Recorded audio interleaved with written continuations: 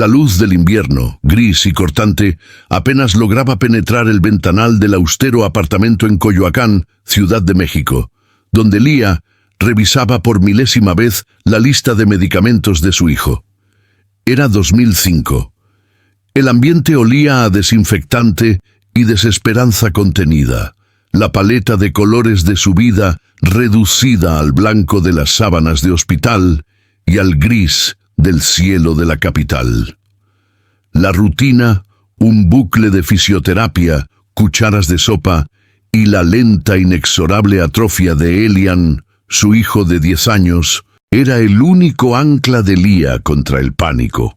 Elian, un niño con ojos de sabiduría antigua y extremidades frágiles como ramas secas, se sostenía en un rincón con un pequeño relicario de madera apretado entre sus manos, su rostro pálido, casi transparente, marcando el cruel paso de una enfermedad degenerativa que no tenía nombre ni piedad. El tic-tac del reloj de pared sonaba más a cuenta regresiva que a medida de tiempo, y cada tos de Elian era una pequeña punzada de terror en el pecho de Lía, una mujer cuyo luto había comenzado mucho antes de la muerte de su hijo. Ella había renunciado a la fe y se había aferrado a la ciencia con la obsesión de un náufrago a un tablón. Pero incluso el doctor Vítor, el neurólogo más respetado de la Clínica San Ángel, solo le ofrecía paliativos y la fría verdad estadística de un pronóstico sin escapatoria, una verdad que ella combatía con cada dosis y cada consulta. La ruptura de esa rutina sombría no llegó con una recaída, sino con un destello de vida ajena. Una noche, tras una agotadora sesión de masajes que dejó a Elian al borde del colapso, la enfermera Carmen, una mujer robusta, con el semblante cansado de quien carga su propio dolor crónico, ayudó a Lía a levantarlo. En un acto reflejo de la inocencia ante el dolor, Elian, exhausto y sin aliento, deslizó su mano sobre el antebrazo de Carmen. No hubo ritual, solo un toque fugaz, casi imperceptible. Carmen, que desde hace años sufría de una fibromialgia incapacitante, sintió un calor inusual, una descarga eléctrica tibia que se extendió desde el punto de contacto hasta la médula, disipando la niebla de dolor que la acompañaba. Al día siguiente, la enfermera que había llegado al hospital caminando con dificultad y tomando analgésicos, se movía con una ligereza juvenil, su rostro libre de las arrugas de tensión que la definían. La noticia de la inexplicable remisión se esparció por los pasillos silenciosos del hospital como una chispa en la pólvora, al principio susurrada con incredulidad, luego repetida con una esperanza febril. Lía, al escuchar el relato eufórico de Carmen, sintió que el suelo se abría bajo sus pies. Su mente científica y pragmática se rebeló contra el suceso, catalogándolo como una coincidencia afortunada, un efecto placebo masivo. Pero en el fondo de sus ojos, el miedo se mezclaba con una perturbación más profunda, el reconocimiento de algo sagrado, algo que su agenda de consultas médicas y remedios no podía explicar. Si la vida de Elian nos enseña que lo imposible no es una barrera, sino una invitación a creer, permítete compartir tu historia y decirnos desde qué lugar del mundo observas este milagro, dejando un comentario y uniéndote a este viaje de fe. Lía, con sus 35 años y una carrera trunca en bioquímica, era la personificación del escepticismo enraizado. Su historia personal estaba marcada por la pérdida temprana de su esposo en un accidente absurdo y por la devastadora noticia de la enfermedad de su hijo, dos eventos que la habían convencido de la crueldad aleatoria del universo. Había erigido un muro de control obsesivo alrededor de Elian, donde cada minuto y cada caloría estaban calculados. Su mayor debilidad no era la falta de amor, sino el miedo irracional a la pérdida, un luto anticipado que la hacía ver la fe como una debilidad peligrosa que distraía de la única verdad, la ciencia. El destino, sin embargo, se había burlado de su lógica al dotar a su hijo, su último vestigio de esperanza terrenal, de un don inexplicable que desafiaba todos los manuales de medicina. En los días que siguieron a la sanación de Carmen, Elian se transformó. La palidez de su piel contrastaba con el fuego nuevo en sus ojos, una determinación que no había conocido antes, una necesidad urgente de dejar un legado significativo más allá de su condición. El trauma de Lía se desarrollaba en silencio. El fantasma de su esposo la visitaba en las noches, y el diagnóstico de Elian la había convertido en una figura rígida, cuyo único contacto físico con su hijo era la administración de medicamentos. Su posición actual en la vida era la de una carcelera amorosa, protegiendo a su hijo no solo de la enfermedad, sino de la propia vida. Esta dinámica de control se agudizó cuando descubrió lo que Elian estaba haciendo en secreto. La noticia del niño milagro había viajado más rápido que cualquier virus, y la calle frente a su apartamento en Coyoacán se había llenado discretamente de zapatos viejos y personas desamparadas que esperaban en silencio. Elian, sintiendo que su tiempo se agotaba como la arena en un reloj, había convertido la sala de estar en un santuario improbable. Escapaba de la vigilancia de su madre y atendía a los enfermos en la madrugada, tocando sus manos, a veces solo sus frentes, con una calma que desmentía su fragilidad física y con el relicario de madera siempre apretado. Lía lo descubrió una noche al encontrar a su hijo en el umbral de la puerta, a la luz de un farol, con un hombre con muletas arrodillado frente a él. La furia y el terror se combinaron en ella. Vio en cada acto de curación no un milagro, sino una pequeña porción de la energía vital de su hijo que se escapaba, acelerando su reloj biológico. Su antagonismo no era maldad, sino amor distorsionado, el ego que le gritaba que su control y la ciencia fallaban ante el misterio. Ella se convirtió en la guardiana de su agonía, convencida de que cada minuto ganado a la enfermedad valía más que cualquier acto de bondad. La tensión se hizo insoportable y su casa, antes un refugio, se convirtió en un campo de batalla silencioso donde la fe incondicional del hijo se enfrentaba al control obsesivo de la madre. El doctor Víctor, el apoyo de la familia, notó de inmediato los cambios. Su estetoscopio gastado, testigo de innumerables diagnósticos, no podía explicar la súbita mejoría de la calidad de vida de los supuestos curados, ni la inquietante aceleración del metabolismo y la degeneración de Elian. Víctor se movía entre la ética médica y la fascinación ante lo inexplicable, sirviendo como un puente precario entre el ceticismo de Lía y la fe ciega del niño, temeroso de que su reputación se arruinara al involucrarse en un fenómeno que la ciencia tildaría de charlatanería. Su informe médico se convirtió en la prueba de la tesis de Lía. Los actos de curación estaban consumiendo a Elian. Los síntomas degenerativos, que debían progresar lentamente en meses, se aceleraron en semanas. La tos se hizo más profunda, sus pasos más inciertos. Lía, al recibir el diagnóstico, sintió que el mundo se detenía. La elección era cruelmente simple: proteger el tiempo que le quedaba a su hijo o permitir que su propósito lo consumiera. Y ahora el conflicto de Lía era puramente interno. Ella había fallado en su principal objetivo, la cura científica. Ahora, su único propósito era preservar lo que quedaba, incluso a costa de la felicidad de su hijo. Ella vio la súbita necesidad de Elian de usar su don como una forma de escape, como un rechazo a la vida que ella luchaba por mantener. Elian, por su parte, entendía la profunda dolor de su madre, pero su propia condición le había enseñado que la vida no se mide en días, sino en impacto.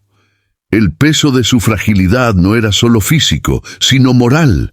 ¿Cómo podía vivir en su dolor cuando podía aliviar el de otros? Su inocencia perante la crueldad del mundo se manifestaba en su convicción inquebrantable. Su vida tenía valor solo si era entregada. La atmósfera en la casa era densa, cargada con la tensión de dos amores enfrentados. La situación explotó cuando un periódico local, La Voz de Coyoacán, publicó la historia de forma sensacionalista. La marea de enfermos se convirtió en una inundación. Cientos de personas, con ojos llenos de una esperanza desesperada, se agolparon en la calle.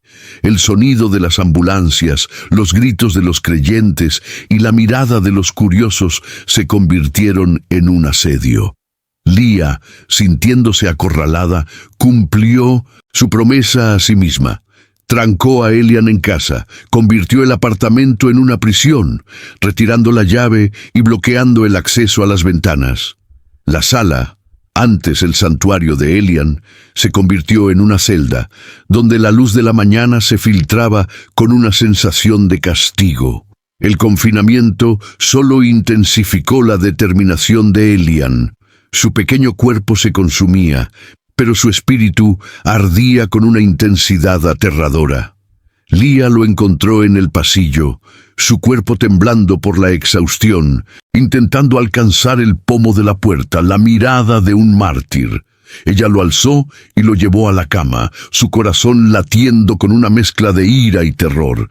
Ella le habló de la responsabilidad, de la lógica, de la ciencia, pero Elian simplemente la miró a los ojos, con el relicario pegado a su pecho. El niño le recordaba a la versión más idealista de sí misma, la que creía que había un significado en el universo. El punto de no retorno se alcanzó en una madrugada gélida, cuando Lía encontró a Elian en la cocina, hablando en voz baja con una mujer desconocida que cojeaba visiblemente. Elian había usado una cuchara para forzar la cerradura. El aire vibraba con una tensión palpable. Lía, furiosa, agarró a su hijo del brazo, su voz un susurro cargado de miedo y reproche. La mujer huyó y Lía, con lágrimas de desesperación, confrontó a Elian. La escena se desarrollaba con la desesperanza de una tragedia anunciada, el conflicto entre el amor maternal y el propósito divino. Lía lo confrontó furiosa. Sus palabras eran dagas de dolor y miedo.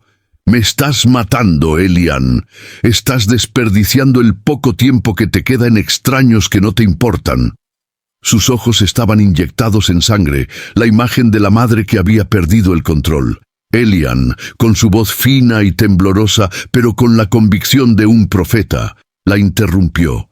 Sus lágrimas se mezclaron con el sudor frío de su frente. Su pequeño cuerpo se acercó al de su madre y la tocó en la mano. «Yo no estoy muriendo por esto, mamá», dijo, con la respiración entrecortada.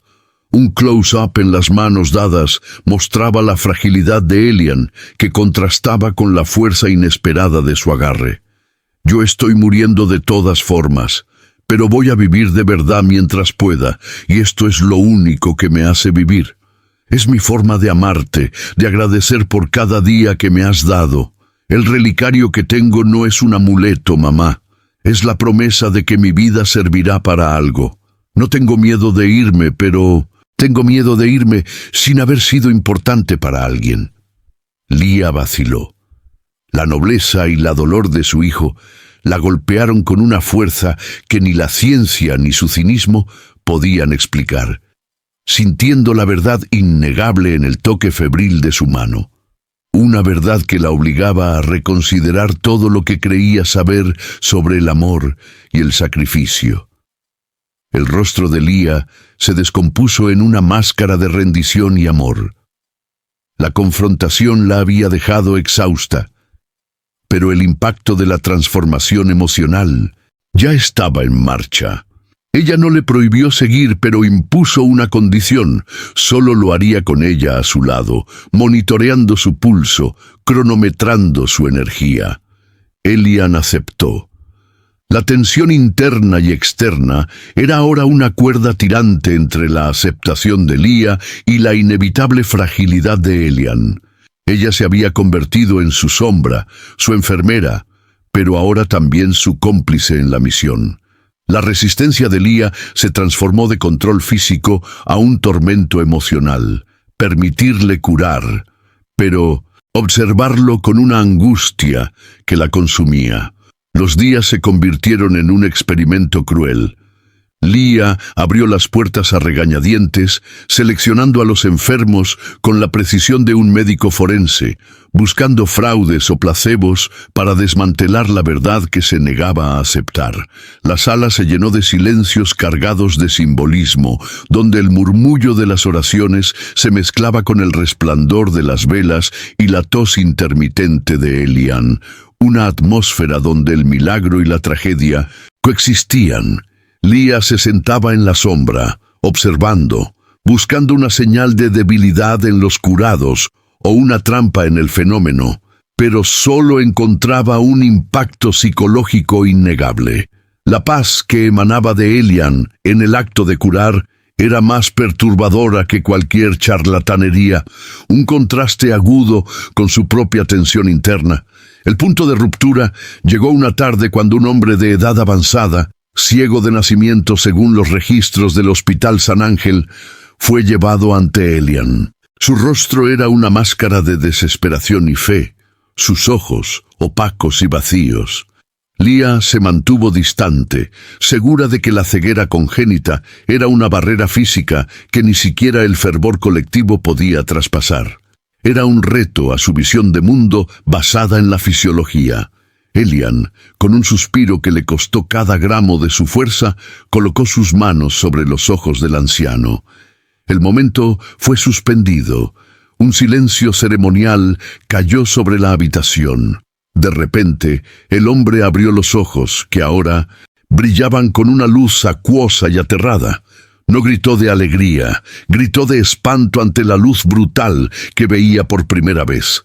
Cámara lenta en el momento de la cura.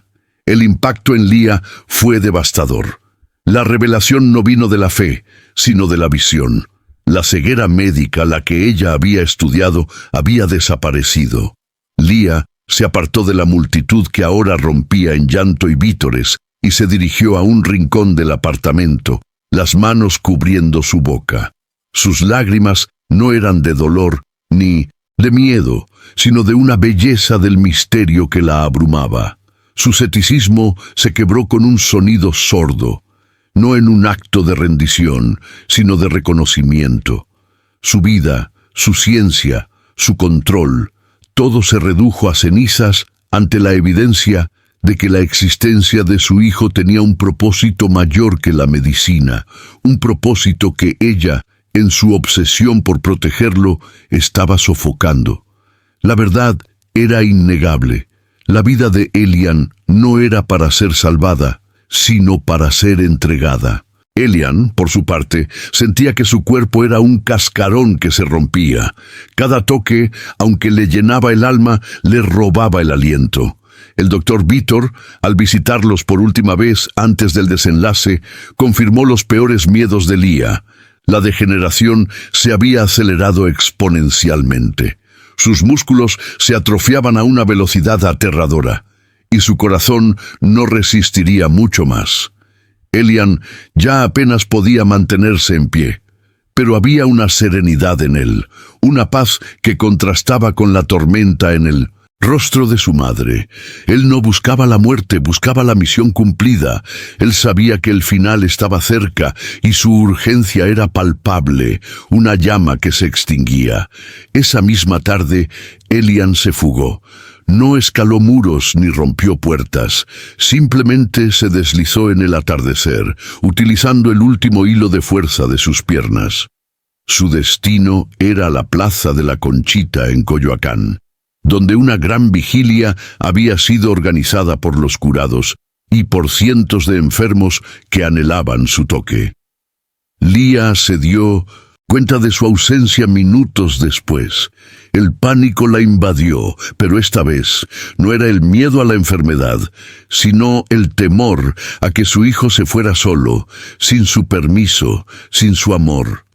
Lía corrió por las calles, la agenda de medicamentos olvidada en el apartamento.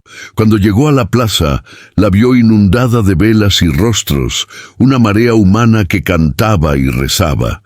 Vio a Elian en el centro, sostenido por dos extraños, exhausto, pero con los ojos cerrados en una concentración feroz, preparando su última cura en masa. Elian estaba temblando, su relicario de madera se deslizaba de su mano. La multitud gritaba su nombre. En ese instante de confrontación pública y exhaustiva, Lía tuvo que elegir entre su orgullo de madre controladora y el propósito sublime de su hijo. Ya no intentó detenerlo, irrumpió en la multitud como un rayo de perdón, abriéndose paso entre los cuerpos, no para llevárselo a casa, sino para sostenerlo. Su cuerpo rígido se convirtió en un pilar de apoyo. Lo abrazó por detrás, no como su guardiana, sino como su asistente. Las lágrimas corrían por su rostro mientras lo sostenía, sintiendo el peso y el frío de su cuerpo debilitado. Guiado por las manos de su madre, Elian continuó. Juntos, se inclinaron para tocar a una mujer en silla de ruedas, al niño con muletas, a los rostros de la desesperación. Lía se había transformado de guardiana en sierva, utilizando la última energía de su hijo en un acto de entrega colectiva. Ella le ayudó a tocar una última persona, una anciana ciega que había viajado desde Oaxaca solo para este momento, y en ese toque final, un suspiro de paz escapó de los labios de Elian. Su pequeño cuerpo se desplomó en los brazos de Lía, un peso repentino y definitivo. Ella lo sostuvo en el centro de la plaza, rodeada por el coro de los curados y los que seguían buscando el milagro. La carga dramática era inmensa. Elian murió pacíficamente, con el rostro inclinado hacia el pecho de su madre. Con una sonrisa de misión cumplida, Lía no gritó, no lloró de histeria, solo sintió una paz inmensa. Su conflicto interno se había resuelto. Ella no había encontrado la cura científica, pero había encontrado la fe y el orgullo en los últimos actos de su hijo. El conflicto físico de Elian había terminado, pero la nueva jornada de Lía apenas comenzaba. La plaza se vació en silencio, dejando solo el olor a cera quemada y un vacío sagrado donde antes había un niño. Lía enterró a su hijo al amanecer, no en un mausoleo sombrío, sino bajo un ahuehuete milenario en el desierto de los Leones, rodeada solo por el doctor Vítor y la enfermera Carmen, ahora curada. Ella no sentía el luto desesperado del pasado, sino la paz y el orgullo que nacen de la comprensión de un propósito superior. Había intercambiado su ceticismo por la fe y el control obsesivo por la entrega incondicional. La casa ya no olía a desinfectante. En lugar de guardar los restos de una vida truncada, Lía fundó un pequeño centro de apoyo espiritual en el mismo apartamento, al que llamó el relicario de Elian.